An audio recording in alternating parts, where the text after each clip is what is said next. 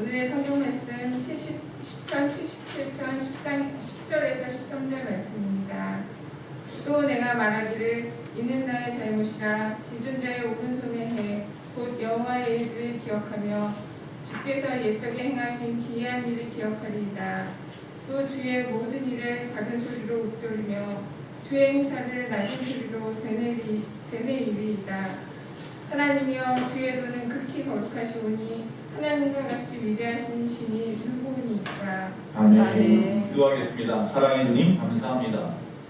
오늘 말씀이 우리 모든 심령들의 마음에 새겨지게 하시고 우리의 삶을 변화시키며 위로가 되고 소망이 될 수 있도록 성령께서 붙잡아 주시옵소서. 주의 말씀만이 선포될 수 있도록 주의 이름을 아름답게 사용하여 주시옵소서. 예수님의 이름으로 기도합니다. 아멘. 할렐루야. 오늘 하나님의 말씀의 제목은 인맥보다 신맥이라 이렇게 말씀해 줬습니다. 인간관계보다 하나님과의 관계가 더 중요하다, 그런 말씀입니다. 오늘 시편 기자는 이 환난을 당했어요. 보니까 환난 가운데 노래가 바로 오늘 말씀의 제목이기도 합니다. 어떤 환난인지는 알 수 없어요. 그 환난을 이겨내는 방법만 오늘 말씀 속에서 좀 찾아보려고 합니다. 지금 환난이 없는 사람이 어디 있겠습니까? 코로나로 인해 물론 어떤 사람은 오히려 기회로 삼아서 오히려 더 많은 이득을 보는 사람들도 있다고는 하지만 대부분의 사람들은 이 코로나로 인하여 답답하고 힘들어하는, 정신적으로나 물질적으로나 육체적으로나 많이 힘들어하는 상황인 것은 맞습니다. 이와 같이 꼭 코로나가 아니더라도 그 외에 다른 여러 가지 이유로 지금 내가 환난의 순간에 있다라고 생각하는 분들이 많이 있을 텐데요. 그런 분들에게 오늘 말씀이 위로가 되고 또한 어떻게 나가야 하는지 그 나갈 방향을 정해주는 시간이 되기를 간절히 바랍니다. 그 오래전 구소련에서 냉동고에 갇힌 청년이 죽었다는 기사가 있었습니다. 그 이야기는 왜 죽었느냐? 저체온증과 질식사였습니다. 그런데 나중에 조사해 보니까 그 냉동고는 이미 오래전에 고장나서 그 안에 온도는 16도였습니다. 그런데도 그 청년이 왜 죽었을까? 그 청년이 두려움에 빠져 죽은 거죠. 다시 말하면 환난에 완전히 매몰되어서 그 마음과 신경을 빼앗겼기 때문에 죽을 수밖에 없었다라는 것입니다. 지금처럼 이 환난의 때에 그 환난에다가 내 마음과 신경을 완전히 매몰되어서 함락되어서 빼앗겨서 더 힘들어하는 분들이 너무나 많이 있습니다. 즉 우리가 보는 그 환난이라고 하는 실상보다 더 많은 것으로 어려움 당하는 분들이 많이 있다는 거죠. 오늘 말씀은 그렇습니다. 그럼 환난의 때가 지금 우리 가운데 당했다면 그 환난의 때에 우리는 어떻게 해야 되겠느냐? 첫 번째, 너무나 잘 아는 말씀입니다. 먼저 회개하고 기도하세요로부터 시작하겠습니다. 자, 오늘 본문 말씀은 시편 77편 전체를 보는데 1절에서 3절 사이에 남아있는 하나님의 말씀 앞에, 즉 환난 앞에 오늘 말씀은 기도하는 모습을 보여주고 있습니다. 여러분, 환난을 당하면 겸손히 하나님 앞에 무릎 꿇고 기도하는 거 모르는 사람이 어디 있습니까? 다 압니다. 그러나 누구나 알지만 쉽지가 않은 게 문제입니다.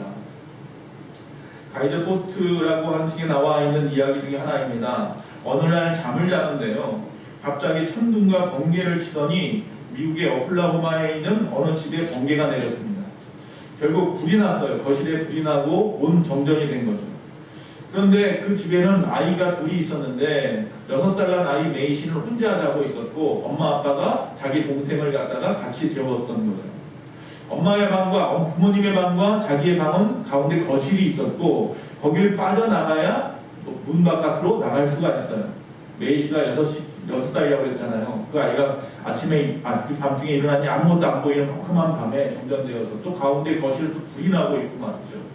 도대체 정문까지 갈 수 없는 상황이었고 후문이 있었지만 항상 엄마가 문을 잠가놨기 때문에, 열쇠를 잠가놨기 때문에 열 수도 없었고 그 아이는 어쩔 수 없이 하나님 앞에 두 손을 들고 기도하기 시작했습니다. 하나님 나 좀 도와주세요. 엉 울기 시작했습니다.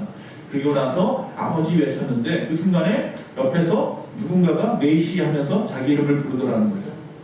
그래서 그의 손을 붙잡고 빠져나갔어요. 유유히 빠져나가서 비가 옥수같이 쏟아지는 마당에 딱 앉아있는데 조금 있다가 엄마 아빠가 동생을 데리고 나오는 겁니다. 그러니까 엄마 아빠가 깜짝 놀랐어요. 너 어떻게 나왔어? 거실에 불이 저렇게 많이 났는데 어떻게 뚫고 나왔어?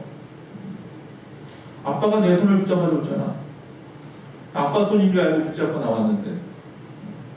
나중에 커서도 생각하지만 항상 그 집안 식구들이 모였을 때마다 그 이야기를 하는 거예요. 그때 누가 과연 이 메이시의 손을 붙잡고 나와 주었을까? 여러분, 세상에서 환난을 당할 때에 사람은 두 종류가 있다고 합니다. 하나는 간절한 마음으로 하나님 앞에 나아가서 기도하는 자입니다. 즉 신맥을 찾는 자입니다. 또 한 부류는 세상에서 위로와 도움을 구하는 자입니다. 즉 인맥을 찾는 자입니다. 저와 여러분은 어떤 사람입니까? 어려우면 먼저 무엇부터 시작하려고 하는 사람들입니까? 우리의 기도와 하나님 우리에게 주시는 자비는요, 마치 한 우물의 타래밭과 같다고 합니다.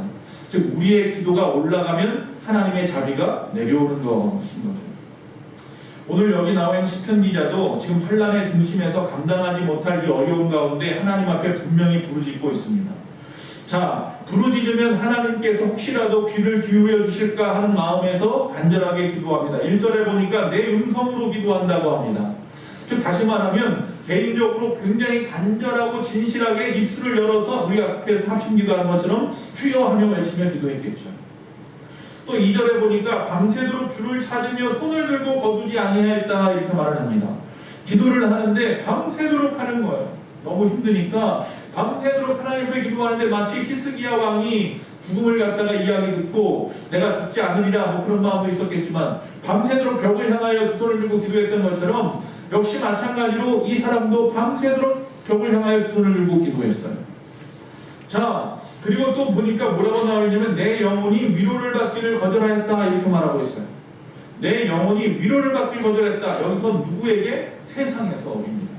하나님이 아니라 세상에서. 즉 내 영혼이 세상에서 위로받기를 거절하고 밤새도록 두 손을 들고 내 입술로 내 음성으로 하나님 앞에 간절히 뭐했다? 기도했다 라고 말하고 있어요.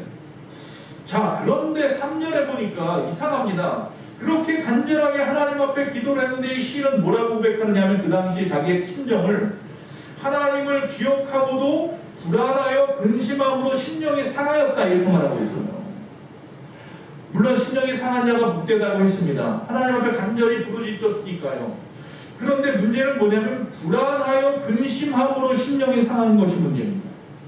열심히 기도를 하고는 있지만 아직 내 마음에 뭐예요? 불안함이 있어요. 아직까지도 내 마음에 근심이 있어요. 기도는 기도대로 하고 있지만 한쪽은 항상 걱정과 근심이 가득한 거예요. 솔직한 고백인 거예요. 우리가 하나님 앞에 기도하면서도 솔직하게 그런 기도하고 있지 않습니까?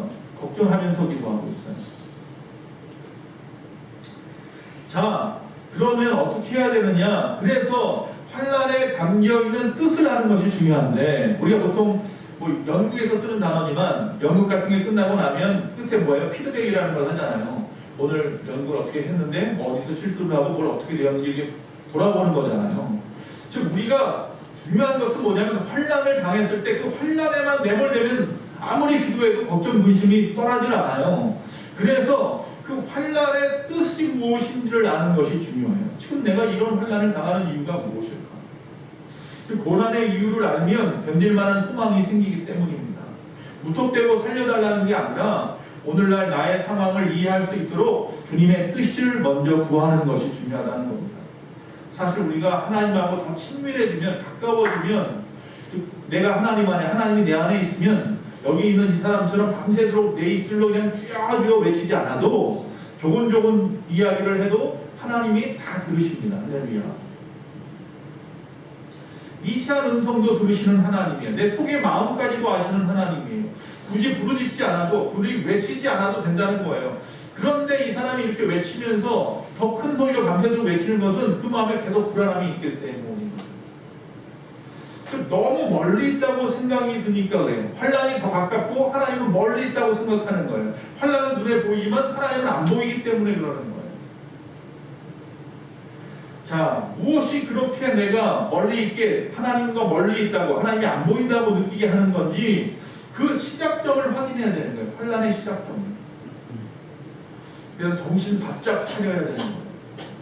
환난만 바라보는 것이 아니라 그 환난의 시작점을 확인할 수만 있다면 그때 비로소 그 환난의 고리를 끊을 수 있는 거예요. 여러분과 저의 뭐 장사를 하시는 분도 마찬가지예요. 이렇게 장사를 열심히 하는데 왜 매출이 안 오르지? 소득이 안 오르지? 열심히 또 사업을 하는데 왜 사업이 이렇게 어렵고 힘들지?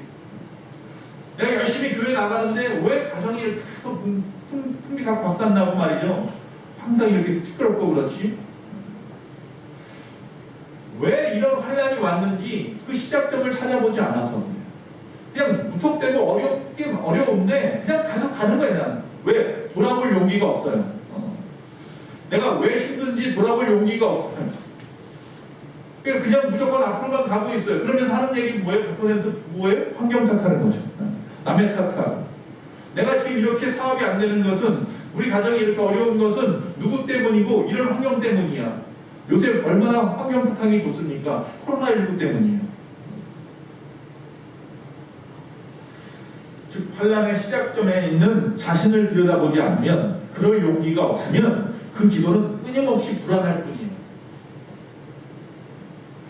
즉 언제부터 그렇게 하나님으로부터 내가 멀어졌는지, 하나님은 안 보이고 환란만 보이기 시작했는지, 이게 그저 우연은 아닐 것인데, 나는 잘못이 없고 그저 사탄 마귀 때문이거나 나는 잘못이 없고 남들 때문이거나 환경 때문이라고 말하는 그 상황에서 벗어나야 되는 거예요.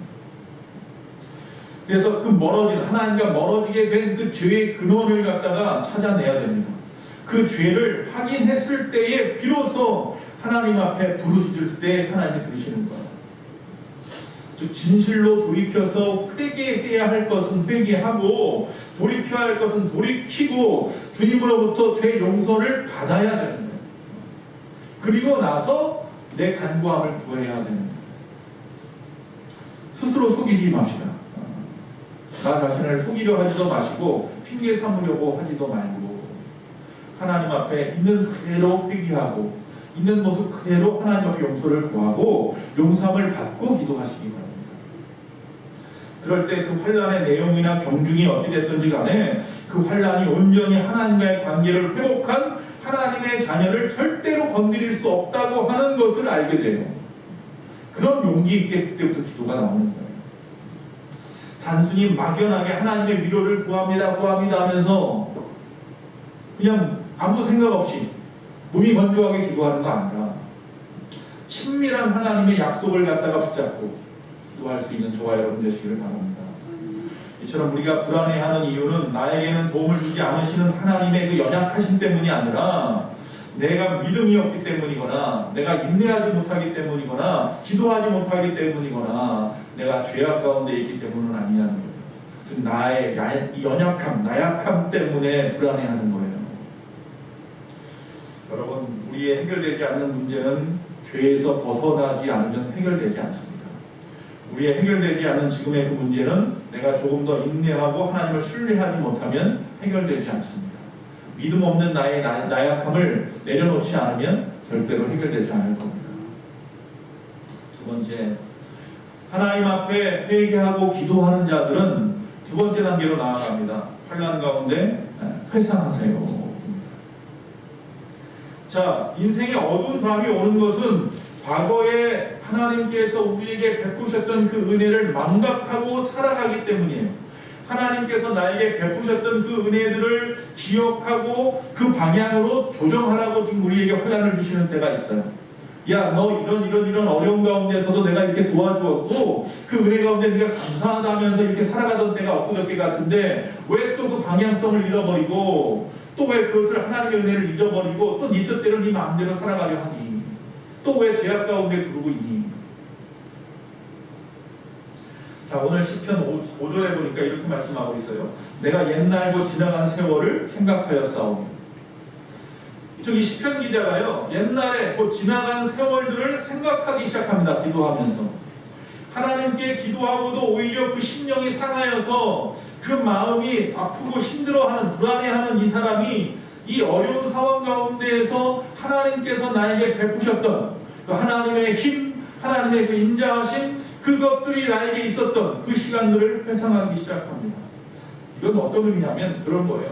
우리가 보통 많이 쓰는 말입니다. 첫사랑을 뭐하라고요? 회복하라. 하나님이 우리에게 베푸셨던 그 첫사랑을 회복하라는 말씀이에요. 또 다른 말로 하면 마치 그 운동하는 선수나 뭐 사업가나 공부하는 사람들 초심으로 돌아가라. 그런 말이에요. 컴퓨터에서 리셋하라는 거예요. 되돌려라. 되돌리기를 해라. 그런 말이에요.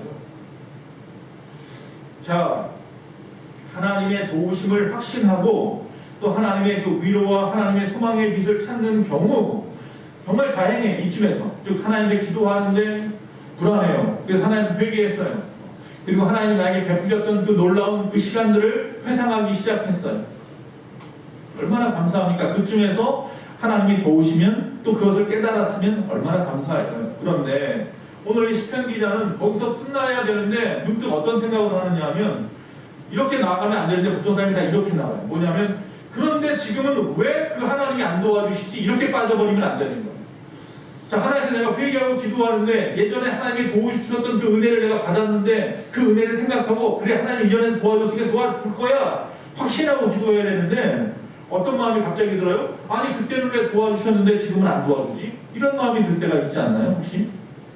예전에는 그렇게 내가 기도만 해도 응답하시더니 왜 요새는 그렇게 내가 기도해도 전혀 반응이 없으시지? 오늘 시편 기자 똑같습니다. 7절에서 9절 그런 말합니다. 주께서 나를 영원히 버리셨나? 다시는 은혜를 베푸지 않으실까? 그의 인자하심은 영원히 끝났는가? 그의 약속하심도 영구히 폐하였는가? 하나님 그가 베푸실 은혜를 잊으셨는가? 오히려 노하심으로 그가 베푸실 긍휼을 지금 이 시간 나한테 그친 것은 아닌가? 이런 생각들이 그냥 머릿속에 가득한 거예요. 그래도 다행인 건 뭐냐면 지금까지 도와줬던 건 그런 우연이었나? 하나님은 없나? 여기까지 가지는 않았어요. 이 사람은 그래도 누구를 신뢰하고 있어요? 하나님은 신뢰하고 있어요. 하나님은 살아계신데 이전엔 도와주셨는데 지금 도와주지 않는 이유가 뭘까? 여기에서부터 회개하면 다행인데 회개하지 못하면 아니 회개했더라도 그 다음 단계로 계속 나가야 되는데 나가지 못하고 끝없이 또 우리 가운데 의심이 들고 불안함이 드는 거예요. 이 사람은. 그러니까 우리 인생이 다 이렇다는 거예요. 우리 인생이 하나님 말씀을 딱 들었을 때 아멘 하고 그 말씀대로 100% 순종하고 그대로만 살아가는 사람이 없고요. 그때는 아멘 했는데 조금 돌아서면 또다시 불안해지고 또다시 어려워지고 또다시 내 마음에 이상한 생각이 들고 말이죠. 또 신앙에서 벗어나고 말이죠. 끊임없이 우리는 여기 시편 기자가 꼭 나와 같아요. 기도하는 거 알면서 기도했으면서도 하나님께 나의 베푸신 은혜를 기억하면서도 왜 근데 지금은 안 도와줘? 여기를 빠져버려요. 예수님도 십자가 위에서요 7마디를 하고 죽으셨어요. 그 십자가에서 죽기 전에 하신 말씀이 엘리 라마 사박다니 하나님 어찌하여 날 도와주지 않느냐는 그 기도를 하시고 숨을 거두셨다고 했어요. 근데 우리가 잘 압니다. 하나님 어찌하여 나를 도와주지 않습니까? 나를 버리셨습니까? 라고 말할 때 그 예수님은 하나님을 믿지 못해서 그런 게 아니에요. 너무 힘들어서 그런 거예요. 지금 내가 하나님 없다가 아니에요. 하나님의 아들인 예수님이 하나님 없다고 그렇게 하진 않잖아요.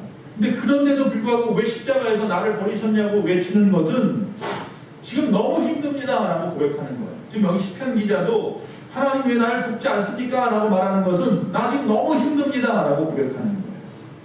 여러분 기도할 때 절대로 하나님을 향한 신뢰에서 기초해야 됩니다. 이 하나님에 대한 신뢰를 놓쳐버리면 끝입니다. 즉 다시 말하면 신뢰에서 기초한 기도는 그 질문은 오히려 나에게 역설적인 고백을 하게 만들지만 의심으로 시작하는 의심에서 기초한 질문은 결국 더 이상 나에게 소망을 주지 못하는 길로 빠지게 합니다. 우리가 오늘 시편 기자처럼 하나님을 믿는 자신에게 왜 이런 고난이 왜 이런 일이 생겼냐고 탄식만 하지만 그러나 여전히 오늘도 하나님을 떠나지 않고 이렇게 교회 나오고 그래도 힘들 때마다 무릎 꿇는 이유를 가만히 생각해 보세요. 우리 안에 아직 뭐가 있어요? 그래도 내가 영원히 의지할 분은 하나님밖에 없구나 믿기 때문에 여기 나오신 줄로 믿습니다. 이 시편 기자도 지금 그런 상황인 거예요. 의심 들고 불안해요. 똑같아요. 인간이라 나만 그러나? 나만 어려움이 오면 이렇게 막 의심이 생기나? 나만 어려움이 오면 이렇게 힘들어하나? 아니에요. 저도 힘들고요. 다 똑같아요. 단지 뭐예요? 하나님에 대한 신뢰를 놓지 않고 있는 거예요. 그래도 내가 믿을 분은 누구밖에 없다? 하나님밖에 없다는 걸 아는 거예요. 그래서 교회 나오는 거예요. 자, 세 번째입니다. 환난 날에 회개하고 기도하라고 했습니다. 그래도 힘드십니까? 환난 날에 이전에 나를 도우셨던 그 은혜를 회상해 보십시오. 그래도 힘드십니까? 마지막으로 또 환난 날에 하나님의 말씀을 묵상하세요. 그렇게 말합니다. 자신의 연약함을 회개하면서 세상이 줄 수 없는 위로를 하나님 앞에 구하면서 열심히 기도했던 오늘 시편 기자는 그 그래도 심령이 상하고 불안할 때에 과거에 베푸신 그 은혜를 붙잡고 열심히 또 기도합니다. 그러면서도 또 의심이 들면 그때는 하나님의 말씀을 신뢰하고 그 말씀을 더 깊이 묵상하라는 거예요. 천지를 창조하신 그 하나님, 성경에 나와 있는 대로 성경에서 지금도 운행하시는 그 하나님, 요단강을 가르고 홍해를 가르고 여리고를 무너뜨리고 죽은 자를 살리셨던 그 하나님, 오병이어를 먹이시고 12광기를 남기셨던 그 하나님께서 내 사업장에, 나의 건강의 문제에, 나의 지금의 이 믿음의 모든 상황들 속에서 어제도 살아계신 그 하나님이 오늘도 살아계실 텐데, 아브라함의 하나님, 이삭의 하나님, 야곱의 하나님이 나의 하나님일 텐데, 할렐루야. 그건 어디서 나와요? 하나님의 말씀을 깊이 묵상할 때 나오는 신앙입니다. 그래서 이 시편, 오늘 말씀의 7절 9절에 있던 이 시편 기자의 그 자신의 연약함, 그 의심, 수많은 질문들, 그 모든 상황 속에서 12절에 또 주의 모든 일을 작은 소리로 쪼리며 주의 행사를 낮은 소리로 되뇌이리다 라고 말하면서 다시 또 몸부림치기 시작합니다. 다시 또 하나님의 말씀을 붙잡으려고 해요. 이 시편 기자가 누구냐면 여두둔이에요. 아삽이에요. 아삽은 이 다윗 당시에 찬양대장이에요. 그 당시에 세 사람이 있었는데 여두둔과 헤만과 또 아삽이라고 하는 세 사람이 다윗 시대와 그 뒤에 솔로몬 시대에 찬양을 맡아서 했던 사람들이에요. 지휘자 같은 사람들이죠. 그 중에 한 사람이 아삽이에요. 지금 아삽의 이 시는 결국 뭐냐면 국가적인 시예요. 국가적인 시. 국가적인 무슨 행사나 무슨 할 때 그때 다 같이 낭독하려고 만들어 놓은 시예요. 찬양이라고 말해요. 그러니까 지금 여기 이 환란은 개인적인 환란일 수도 있지만 국가적인 환란일 때도 이렇게 하자는 거예요. 끝까지 몸부림치는 방법을 이야기하는 거예요. 회개해야 됩니다. 그리고 기도해야 됩니다. 그래도 의심이 드십니까? 하나님이 지금까지 우리 도와주셨잖아요. 그거 생각하고 다시 이겨냅시다. 그래도 힘드십니까? 하나님의 말씀을 붙잡으세요. 할렐루야. 하나님의 말씀을 잡고 하나님의 말씀 속에 그 말씀이 나의 말씀을 깊이 묵상함으로 깨달으십시오. 그런 얘기하고 있는 거예요. 자, 그래서 하나님의 말씀과 그분이 행하신 일들을 깊이 생각하면서 하나님으로 자신을 내면을 채우는 그 과정이 바로 묵상 과정인데, 자, 고난을 비롯해 모든 것을 다스리시는 그 하나님을 말씀 속에서 발견을 하게 되면 오늘 13절에 뭐라고 말하면 하나님은 거룩하시고 위대하십니다 라고 고백을 하게 될 줄로 믿습니다.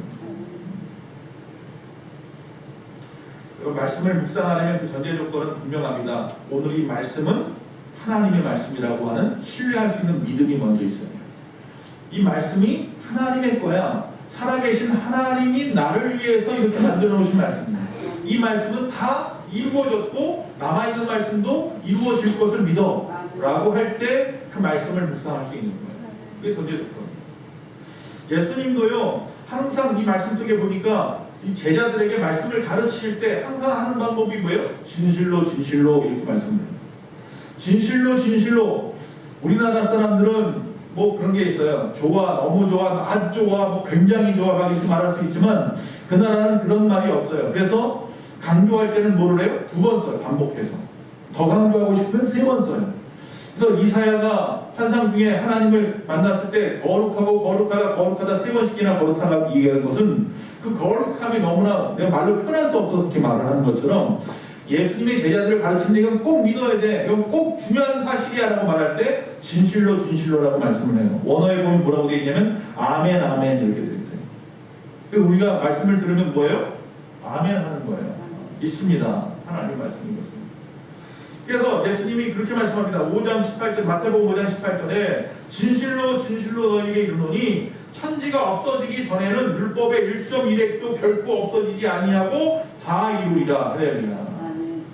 이 말씀을 믿고 묵상하는 거예요. 천지가 다 없어져도 하나님의 말씀 1.1획도 이 땅에 이루어지지 않는 것이 없이 다 이루어질 거야 라고 하는 그 예수님의 말씀을 믿기 때문에 우리는 오늘도 하나님의 말씀을 듣고 하나님의 말씀을 아멘으로 받는 거예요. 사도 바울이 고린도후서 1장 20절에 그래서 뭐라고 말하냐면 하나님의 약속은, 하나님의 말씀은 얼마든지 어떤 상황이든지 그리스도 안에서 예가 되나니, 예스가 되나니 그런즉 그로 말미암아 우리가 아멘하여서, 우리는 그냥 뭐만 하면 돼요? 아멘만 하면 하나님께 영광을 돌리게 되느니라.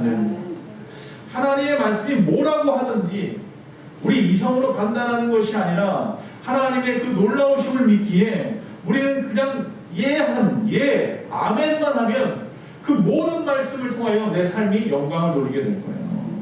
내 안에서 이루어진다는 겁니다. 할렐루야. 그거 믿고 뭐 하는 거예요? 묵상하는 거예요. 덮어놓고 믿지 말고 항상 하나님의 말씀을 펼쳐놓고 믿으시기를 바랍니다. 할렐루야. 그래, 여러분 그렇게 생각할 거예요. 아니, 말씀을 많이 한다고 구원받는가? 물론 그건 절대로 아닙니다. 여러분, 아브라함을 몰라도 구원받을 수 있습니다. 아브라함을 알아도 그리고 구원 못 받는 사람도 있습니다. 정말 글씨를 몰라서 성경을 못 읽는 할머니들도 구원을 받을 수 있습니다. 예수만 믿으면 구원받거든요. 그러나 아무리 성경을 갖다 파헤치고 성경학자라고 할지라도 믿음 없이 바라보면 그는 구원받지 못할 겁니다.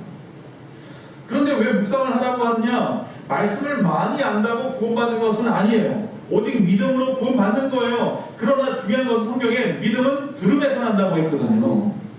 하나님 말씀을 그 할머니들이 읽지는 못했을지 몰라도 끊임없이 목사님을 통해서 주변 사람들 통해서 들었단 말이에요.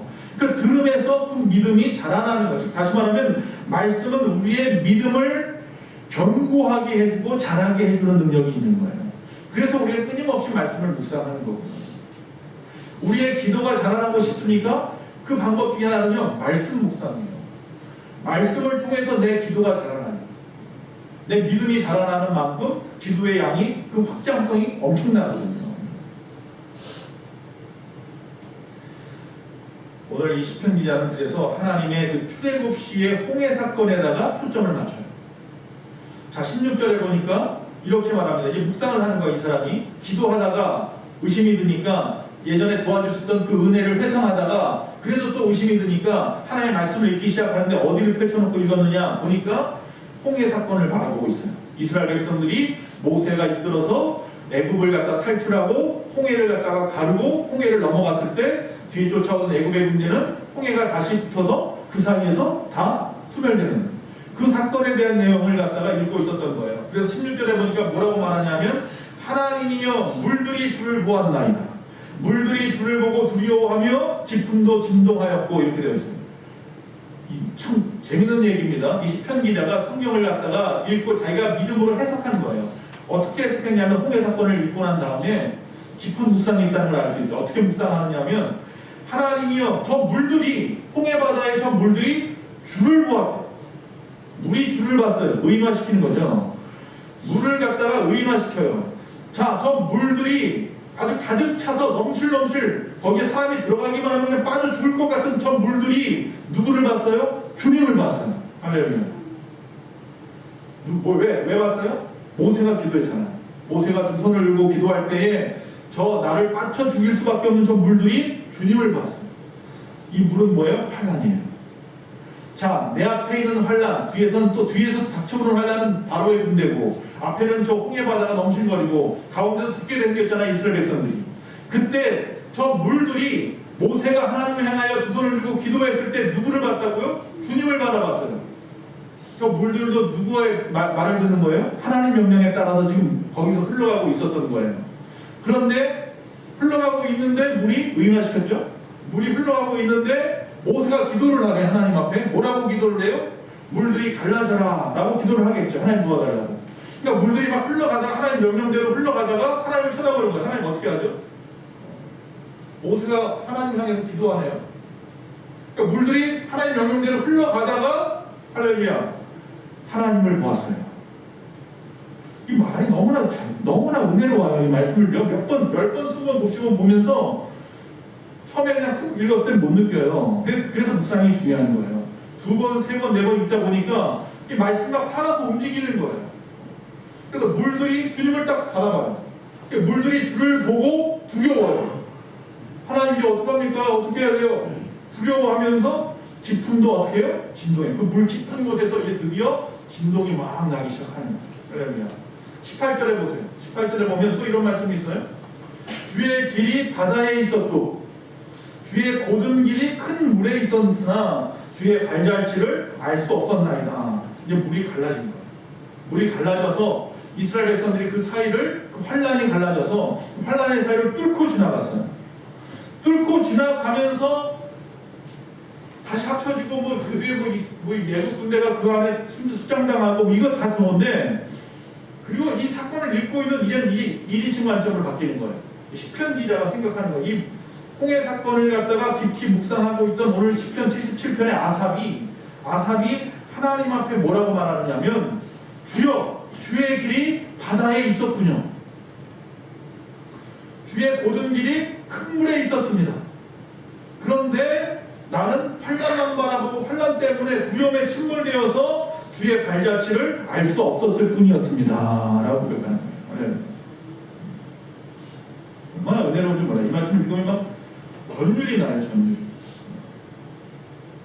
지나고 나 보니까 주여 주의 길이 바다에 있었어요. 주님의 길이 저 환난 속에 있었어요. 그 환난 그 깊은 곳에 큰 길이 있었어요. 하나님께서 만들어 놓으신 그것을 내가 지금까지 두려움 때문에, 의심 때문에 바라보지 못했던 거예요. 알 수 없었던 거예요. 할렐루야. 말씀은 이렇게 우리가 상상할 수 없이 깊이 들어가 보면 겉에 보여주는 이 말씀 속에 하나님의 말씀만 꿈틀꿈틀거리는 것을 느낄 때가 있을 줄로 믿습니다. 그게 묵상입니다. 그래서 이 시인은 마치 그 현장에 자기가 있었던 것처럼 지금 말씀을 하고 있잖아요. 물들이 주를 보고 두려워하고 깊은 곳에서 진동하며 주의 길을 내고, 그런데 나는 주의 발자취를 알 수 없었습니다. 이게 뭐예요? 작은 소리로 읊조리고 주의 행사를 낮은 소리로 되뇌이면서 깊이 묵상하다 보니까 그렇게 되어서 히브리서 4장 12절에 히브리서기자가 그 사건을 가지고 지금 뭐라고 말하냐면, 하나님의 말씀은 살아있고 활력이 있어서 좌우의 날선 어떤 검보다 예리하여서 나의 혼과 영과 및 관절과 골수를 찔러 쪼개기까지도 하며 또 마음의 생각과 뜻을 판단하나니. 할렐루야. 이게 묵상의 힘이에요. 말씀이 그에게서 살아나서 그를 휩싸고 있다는 거예요. 뭐 박물관이 살아있다는 말처럼 말씀이 살아있다. 여러분이 그냥 활자로 되어져 인쇄되어 있는 이 말씀이 뭐예요? 살아있는 하나님의 말씀이구나. 그걸 깨달았기 때문에 이 사람은 묵상할 수 있는 거예요. 그걸 아는 사람만이 힘들 때, 어려울 때 말씀을 펼쳐놓을 수 있어요. 계산기 두들기는 게 아니라. 요사 인기 있는 그 명상이라고 하는 것과 오늘 말씀하는 하나님의 묵상의 차이는 무엇이에요? 제가 몇 번 말씀을 드렸어요. 그저 어려운, 어지러운 내 마음속을 갖다가 비우는 것은 명상이에요. 그런데 그 비워놓은 자리를 하나님으로 채우는 게 묵상이에요. 그냥 비워만 놓으면 어떻게 할 건데요? 하나님으로 채우셔야죠. 하나님의 말씀으로 채우시기를 바랍니다. 즉 말씀을 깊이 묵상하는 것은 그 속에서 인맥이 아니라 친맥을 찾는 거예요. 하나님과 나의 친밀한 관계를 맺어가는 방법이 하나님 말씀 묵상인 거예요. 그리고 우리의 문제 앞에서 가장 중요한 것은 하나님을 만나느냐 못 만나느냐잖아요. 기도를 통해서 하나님을 만나십시오. 근데 못 만나시겠습니까? 그럼 기도하시면서 과거에 하나님 베푸신 은혜를 회상해 보십시오. 그래도 의심이 드십니까? 그럼 이제 하나님의 말씀을 펼쳐놓으십시오. 그럼 그 말씀 깊이 묵상하다 보면 살아서 운동력이 있어서 나의 모든 것을 갖다가 휩싸면서 나를 새롭게 할 줄로 믿습니다.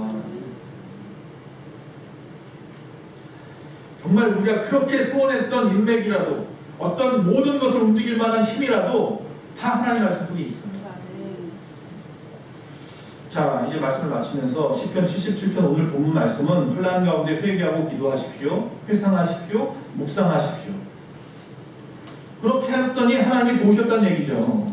환난을 이겨내게 했다는 얘기죠. 그런데 오늘 시편 77편은요. 상황이 그래서 어떻게 됐다는 얘기가 없어요.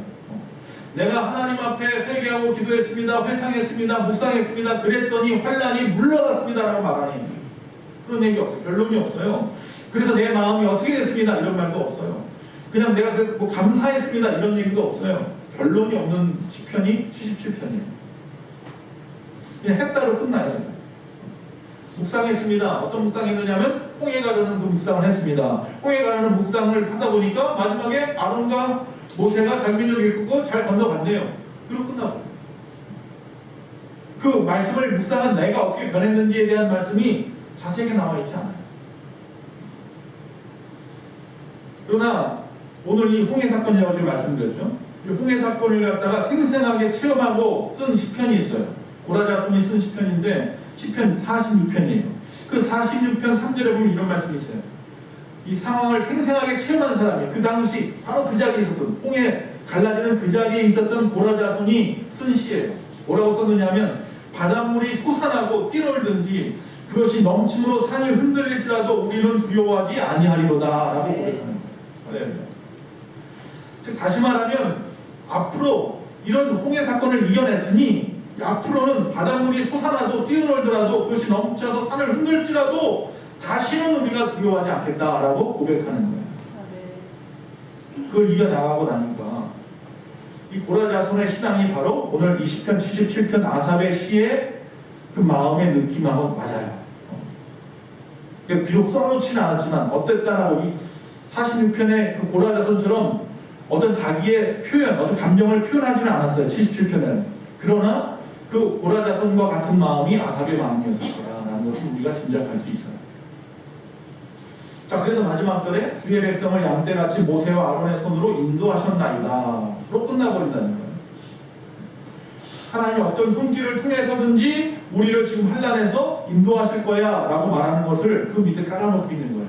그 당시에는 아론과 모세의 손으로 인도하신 것처럼 하나님이 지금 이 환난 가운데 내가 인맥을 막 찾았는데 하나도 안 보여. 도와줄 사람이 아무도 없어. 그래서 하나님 신맥을 찾았더니 하나님께서 나를 도와주기로 했는데 내가 생각하지 못했던 아론과 모세와 같은 손을 붙잡게 해서 나를 돕는 자들이 내 주위에 나오게 해서 그들이 나를 인도하게 하시는구나. 네. 내 앞에 홍해가 혹시 있으십니까? 하나님의 그 엄청난 그 위력으로 오히려 주의 길로 인도하였기에 더 이상 두렵지 않습니다. 그 찬송 한 부분만 제가 부르고 마치겠습니다. 금물결 일어나 나 쉬지 못하나 이 풍랑이 연하여서 더 빨리 갑니다. 아멘. 기도하겠습니다.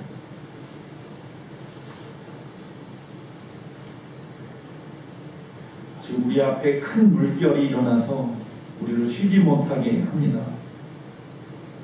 내가 아무리 발버둥 쳐도 벗어날 기미가 보이지 않습니다. 그래서 내가 주님을 부르짖지만 내 안에는 두려움이 더 컸고 내가 그래서 나에게 베푸셨던 그 은혜를 기억해보지만 내 안에 또 다른 의심이 생깁니다. 그리하여 하나님의 말씀을 붙잡습니다. 바로 모세를 도와줬던 그 환란의 홍해를 갈랐던 여호수아를 도와서 그 환란의 여리고를 무너뜨렸던 죽어가는 그 심령도 살렸던 그 예수님의 손길을 내가 믿습니다.